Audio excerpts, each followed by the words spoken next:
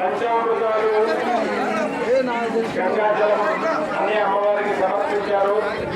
అందరికీ ఆయురారోగ్య ఐశ్వర్యాలు సర్వాభీష్ట సిద్ధి కలగాలని అమ్మవారిని ప్రార్థిస్తూ ఈ యొక్క కార్యక్రమాన్ని ఎంత చక్కగా అయితే మీరందరూ పాల్గొన్నారో అదేవిధంగా మరి సాయంత్రం 5 గంటలకి ధాన్యాదివాస కార్యక్రమం ఉంటుంది.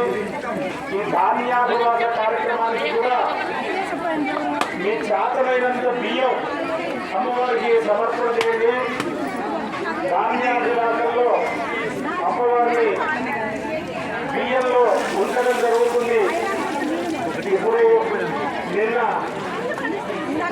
జలాదివాసం ఎట్లయితే చేశామో అమ్మవారికి ఈ రోజున ధాన్యాదివాసం సాయంత్రం 5ంటికి ఉంటుంది.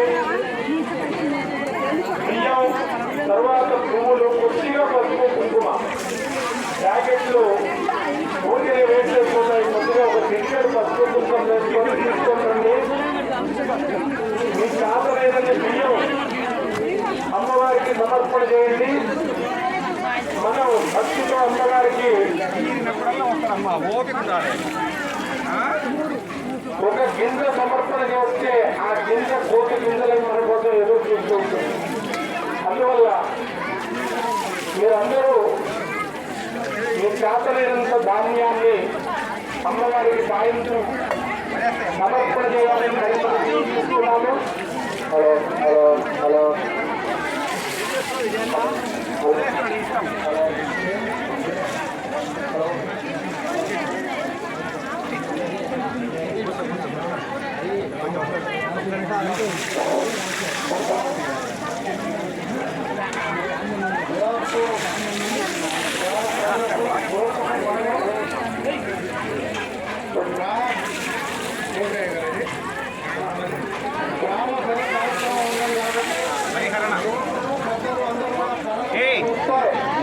బలిహరణ అని చెప్పు. ఎస్ కార్యక్రమం ఉన్నది కాబట్టి అందరూ కూడా ఫోటో దగ్గరికి రావాలి. ఒక 10 నిమిషాలలో కార్యక్రమం స్టార్ట్ అవుతుంది.